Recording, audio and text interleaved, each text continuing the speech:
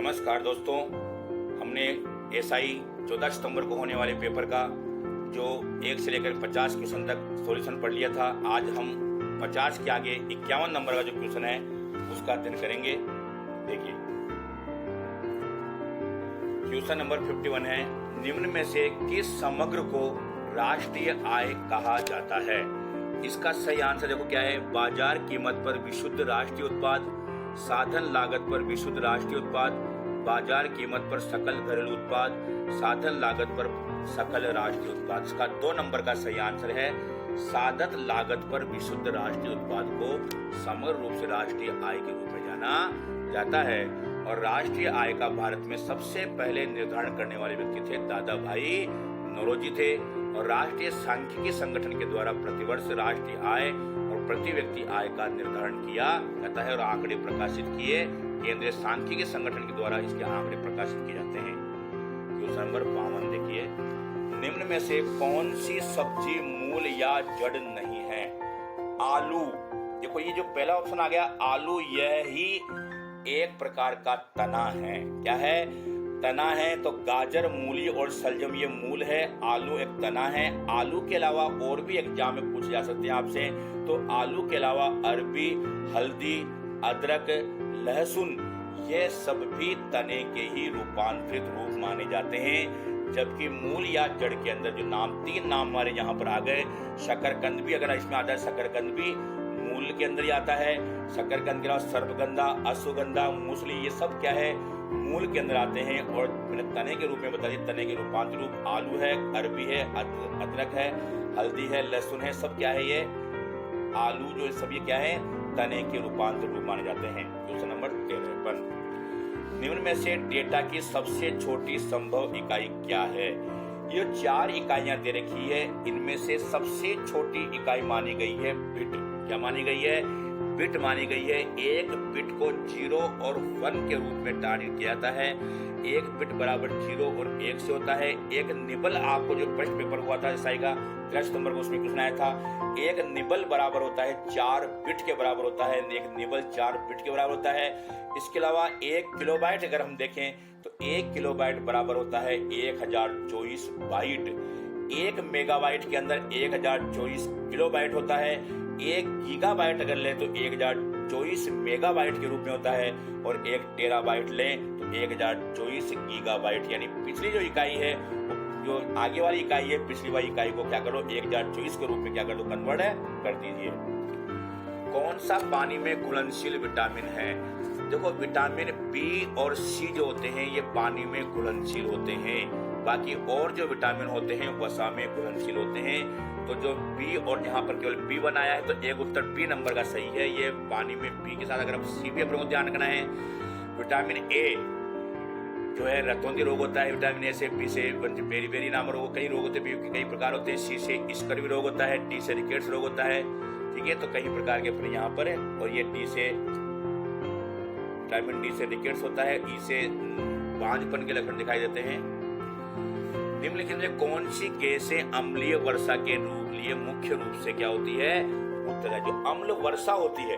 तो अम्ल वर्षा के लिए आपको ध्यान रखना, ऑक्सीजन और कार्बन डाइऑक्साइड गलत है, सल्फर डाइऑक्साइड और ऑक्सीजन गलत है, सल्फर डाइऑक्साइड और हाइड्रोजन सल्फाइड और सल्फर डाइऑक्साइड नाइट्रस ऑक्साइड जो है, ये जो ऑप्शन है ये बिल्कुल सही है। 4 नंबर का जो ऑप्शन है ये बिल्कुल सही है, क्योंकि सल्फर डाइऑक्साइड, कार्बन डाइऑक्साइड और साथ में नाइट्रोजन NO2 जो होती है, ये तीनों गैसें ही जो होती है ये अम्ल वर्षा के रूप में क्या होती है? पानी से मिलकर अम्ल वर्षा के रूप में उत्पन्न होती है।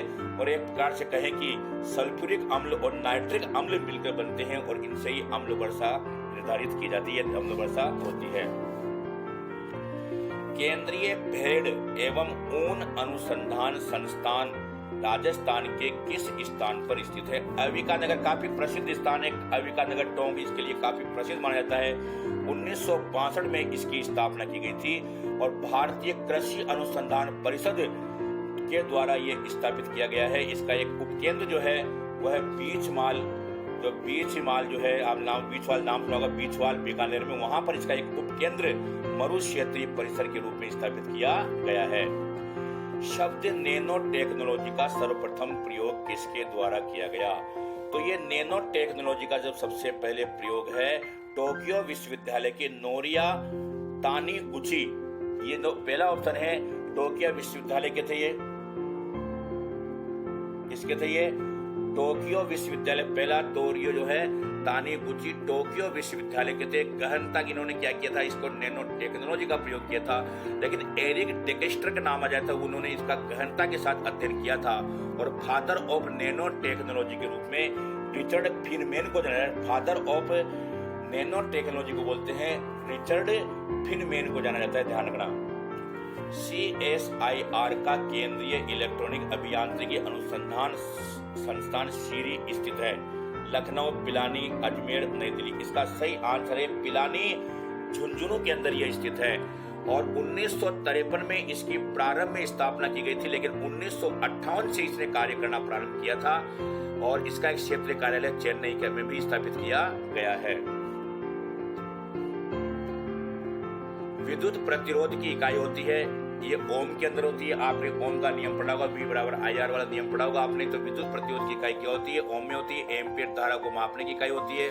वोल्टेज को मापने की वोल्ट होती है।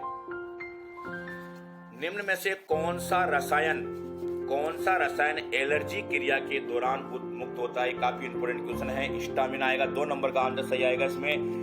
रसायन एलर्जी क्रिया के दौरान मुक्त होता है। कार्बनिक यौगिक है, ये क्या है? कार्बनिक यौगिक है, C5H9N3 के रूप में इसको जानते हैं।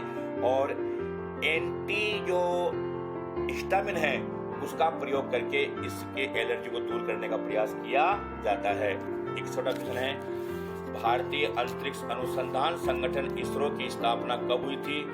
15 अगस्त 1969 के अंदर इसरो की स्थापना हुई थी। और यह है, इसका जो मुख्यालय है वो बेंगलोर के अंदर है। और ये मानव जाति की सेवा में अंतरिक्ष प्रौद्योगिकी के रूप में इसको जाना जाता है। और आर्यभट्ट का जो उपग्रह का जो प्रथम कृत्रिम उपग्रह भारत का छोड़ा गया था, उसमें इसकी महत्वपूर्ण भूमिका हुई थी। और विक्रम साराभाई को इसका संस्थापक कहते हैं, जनक कहते हैं। और प्रथम अध्यक्ष भी ये उसी के यही बने थे। 1963 से लेकर 73 तक इन्होंने क्या किया था? 1969 से लेकर के 73 तक इन्होंने इस पद पर काम किया था। लेकिन 1963 से ये जो पहले संगठन था उसके रूप में कार्य करते आ रहे थे। पत्तियों में हरा रंग जो होता है, पत्तों में मौजूद क्लोरोफिल नामक हरे वर्ण के कारण होता है, कथन है, ये सत्य है। क्लोरोफिल जो होता है उसके कारण ही पत्तियों का हरा रंग होता है। क्लोरोफिल के अंदर एक जो कार्बन, ऑक्सीजन, नाइट्रोजन और मैग्नीशियम इनके अंदर पाया जाता है और ये प्रकाश संश्लेषण की क्रिया में महत्वपूर्ण भूमिका निभाता है। ठीक है। फुकुशिमा दाइची न्यूक्लियर त्रासदी में प्राथमिक रूप से निकलने वाला रेडियो एक्टिव न्यूक्लियाइड थे। इसका सही आंसर है फ्लोरीन नहीं है, ऑक्सीजन भी नहीं है, आयोडीन भी नहीं है। आयोडीन 131 और सीजीनियम 137 जो है इसका सही आंसर। 4 नंबर का ऑप्शन सही है इसके अंदर। यह एक प्रकार का रेडियो एक्टिव न्यूक्लियोसाइड है जो त्रासदी के दौरान क्या होता है, विकसित होता है। यूरेनियम 235 और यूरेनियम 235 का प्रयोग इसके अंदर किया जाता है। प्लूटोनियम 239 का प्रयोग भी इस न्यूक्लियर यानी नाभिकीय विखंडन क्रिया के रूप में किया जाता है। ठीक है। भारत के 24वें मुख्य चुनाव आयुक्त कौन है? भारत के 24वें मुख्य चुनाव आयुक्त सुशील चंद्रा है। 3 नंबर का ऑप्शन सही है।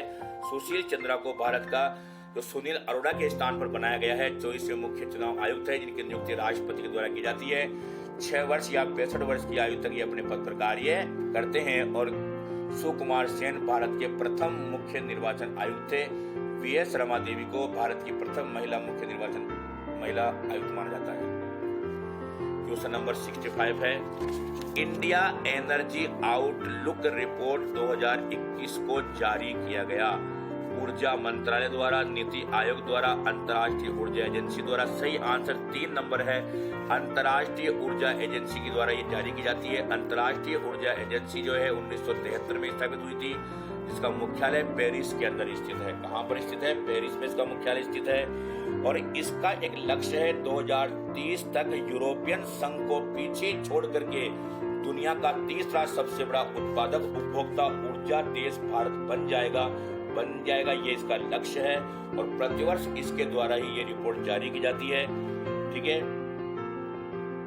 बहुचर्चित कृषि विधेयक 2020 भारतीय संसद में किसने पेश किया? नरेंद्र सिंह तोमर के द्वारा यह बिल प्रस्तुत किया गया और इस बिल के 3 बिल हैं कृषि संबंधित और कुछ किसानों के द्वारा इनका विरोध किया जा रहा है। इनमें पहला जो बिल है उपज व्यापार और वाणिज्य, पहला बिल है उपज व्यापार और वाणिज्य संबंधित है। दूसरा है कृषक कीमत आश्वासन व कृषि सेवा कर संबंधित है और जो तीसरा बिल है वह है किसान मंडी से संबंधित आवश्यक वस्तु संशोधन संबंधित 3 बिल है। ये तीनों बिल क्या है कि प्रस्तुत किए गए थे, लेकिन कुछ किसान इसका विरोध कर रहे हैं कि उनको हानि होने की संभावना है। क्वेश्चन नंबर 67, निम्नलिखित में से कौन राष्ट्रीय शिक्षा नीति 2020 की मसौदा समिति के अध्यक्ष थे? ये के कस्तूरी रंगन, ध्यान रखना, के कस्तूरी रंगन जो थे यह इस मसौदा समिति के अध्यक्ष थे और ये नई शिक्षा नीति 1986 के बाद में बनाई गई है। 1986 में प्रधानमंत्री राजीव गांधी के समय ये शिक्षा नीति बनाई गई थी और नई शिक्षा नीति 19 जुलाई 2020 में घोषित की गई थी। इसका बहुत ही लंबा एक प्रकार से प्रारूप तैयार किया गया है और इसके अंदर पाठ्यक्रम को एक नए सिरे से क्या किया गया, निर्धारित किया गया है, जिसका अपन व्याख्या के साथ आगे पढ़ेंगे। क्वेश्चन नंबर 68 देखिए, भारोत्तोलन मीराबाई चानू किस राज्य से संबंधित है? तो भारोत्तोलन जो मीराबाई है मणिपुर राज्य से संबंधित है। किससे संबंधित है? मणिपुर राज्य से संबंधित है और इसको साई खोम मीराबाई चानू के नाम से भी जानते हैं। टोक्यो ओलंपिक में इसको सिल्वर मेडल प्राप्त हुआ था 49 किलोग्राम वर्ग प्रतियोगिता में और राष्ट्रमंडल जो राष्ट्रमंडल खेल हुए थे उसमें भी इसने स्वयं के यानी इसके अंदर भी इसने भाग लिया था, अपना स्वयं का ही रिकॉर्ड इसने तोड़ा था। 2018 में इसको राजीव गांधी खेल रत्न पुरस्कार से सम्मानित किया गया था। राष्ट्रमंडल खेल जो थे 2018 में स्वर्ण पदक की इसको प्राप्ति हुई थी। उसके पहले 2014 में जो ओलंपिक हुए थे उसमें भी इसको रजत पदक प्राप्त हुआ था। मार्च 2021 में बंद किए गए Talcher thermal power plant Orissa राज्य के अंदर स्थित है। ये प्लांट उड़ीसा में है, इसको बंद कर दिया गया है। 1968 में यह स्थापित हुआ था। इसका कारण ये बताया गया है कि इसकी मशीनरी जो मशीनरी है वह मार्केट में अवेलेबल नहीं होती, इसे काफी परेशानियों का सामना करना पड़ता है, इसलिए इसको क्या कर दिया गया है, बंद कर दिया गया है। लेकिन कुछ का ये मानना है कि ये जो प्लांट है प्रदूषण की जो नियम शर्तें हैं प्रदूषण बोर्ड के अनुसार उनको पूरा नहीं कर पाता है, इसलिए इसको बंद कर दिया गया है। अल अक्सा मस्जिद स्थित है। ये अल अक्सा मस्जिद है यरूशलेम के अंदर है और ये जो मस्जिद है इसके बारे में कहते हैं कि यह वहाँ के जो यहूदी लोग हैं और मुस्लिम लोग हैं दोनों के मध्य एक विवाद का विषय बनी हुई है। और ये यहाँ पर एक कहते हैं कि ईसाई लोग ये कहते हैं, वो यहूदी लोग ये कहते हैं कि हमारे यहाँ पर इसका मंदिर का निर्माण करवाया गया था, चर्च का निर्माण किया गया था, लेकिन बाद में क्या है कि मस्जिद बनाई गई तो काफी विवाद का विषय रहता है। ये यरूशलेम के अंदर स्थित 2 नंबर है जो ऑप्शन यरूशलेम। मारवाड़ क्षेत्रीय जनजाति विकास बोर्ड का मुख्यालय कहाँ स्थापित किया गया है?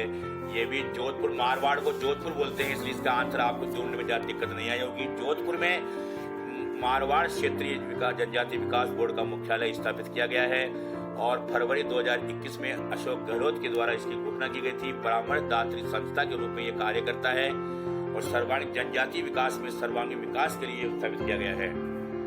मुख्यमंत्री कोरोना वायरस कल्याण योजना के बारे में सही कथन है, सही कथन है, ये कथन है, सही है, सही कथन है। योजना के तहत कोरोना के कारण अनाथ हुए बच्चों को 1 लाख रुपए की तत्काल सहायता दी जाती है। बिल्कुल सही आंसर है इसका, ये पहला वाला ऑप्शन सही है कि 1 लाख रुपए की राशि दी जाती है। और ये जो योजना है इसके अंदर और भी कई सारे प्रावधान किए गए हैं कि 18 की उम्र तक प्रतिमाह 2,500 रुपए देने की बात इसके अंदर कही गई। जो 3,500 लिखे हुए उसमें 2,500 का ऑप्शन आएगा, तो इसका सही आंसर है 1 नंबर का सही आंसर इसके अंदर 72 रुपए। मुख्यमंत्री चिरंजीव स्वास्थ्य बीमा योजना राजस्थान में प्रारंभ की गई है। 1 मई 2021 से राजस्थान के अंदर प्रारंभ की गई है। 5 लाख रुपए की राशि इसके अंदर बीमित व्यक्ति को प्रदान की जाती है। 50,000 रुपए की राशि सामान्य बीमारी के अंदर और 4,45,000 रुपए विशेष बीमारी के लिए राशि दी जाती है। 1 अप्रैल को इसकी घोषणा की गई थी और 1 मई 2021 से इसको प्रारंभ करने की बात कही गई थी, तो 1 मई 2021 से आंसर आएगा। 73। चौथे में है कोविशील्ड क्या है?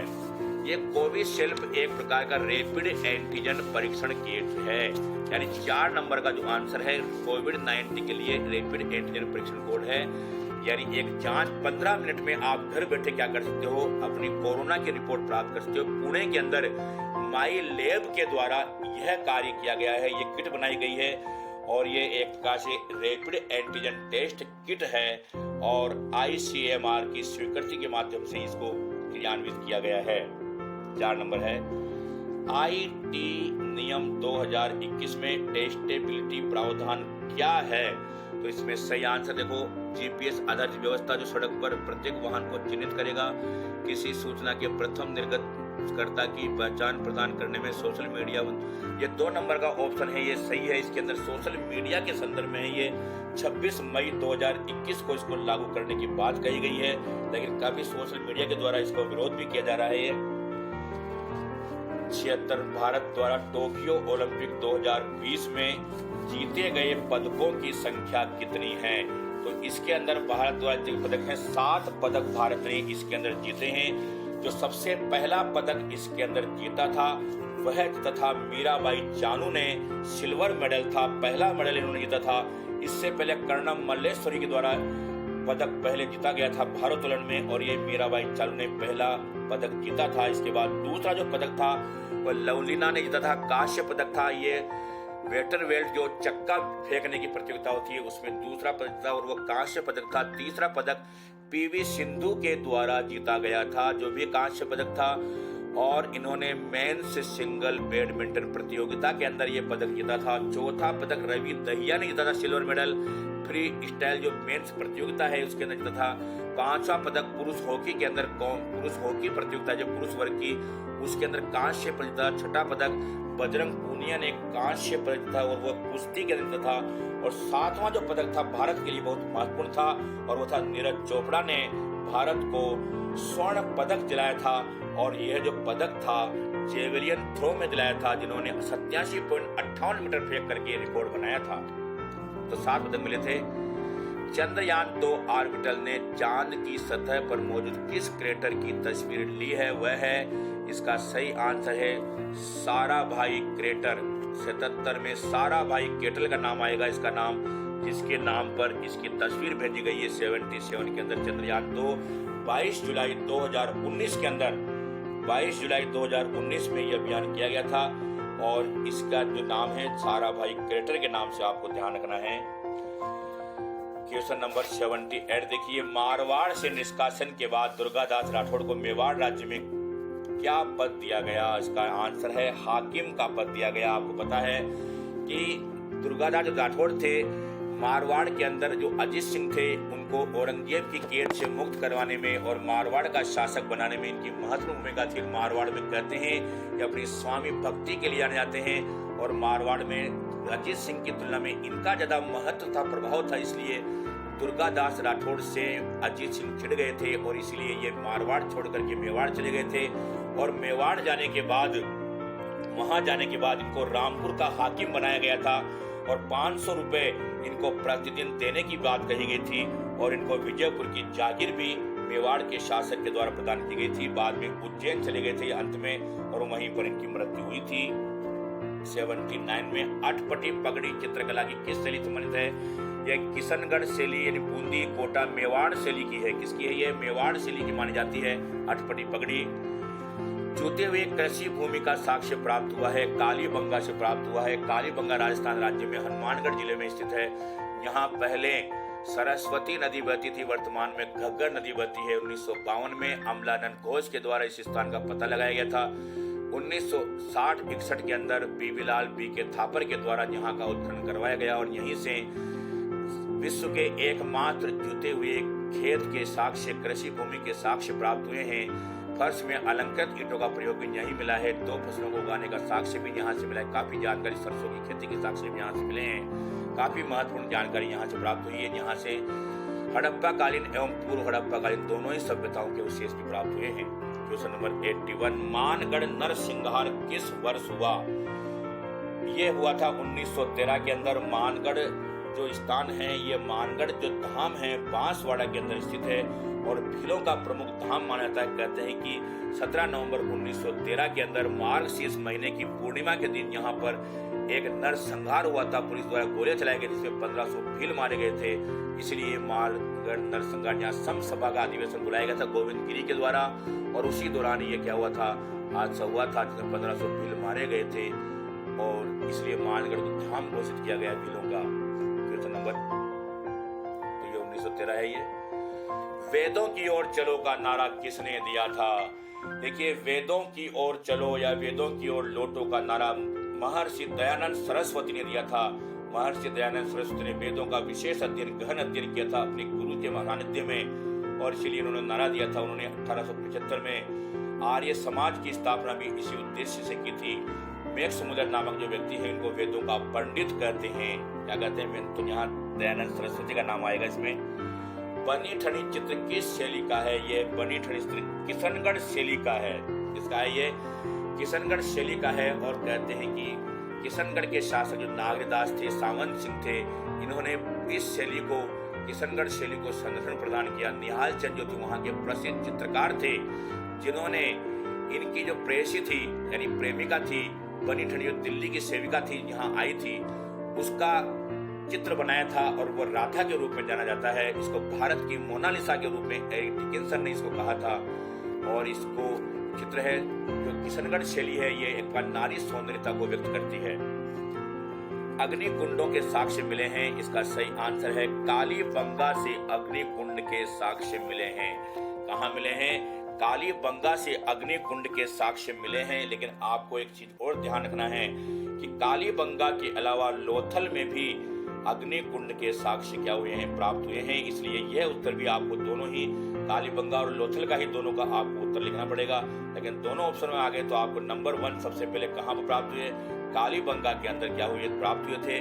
सबसे पहले कालीबंगा में प्राप्त हुए। कालीबंगा के मैंने बता दिया आपको। लोथल जो है गुजरात राज्य के अंदर स्थित है और 1956-57 में एस.आर. राय के नेतृत्व में यहाँ का उत्खनन करवाया गया था।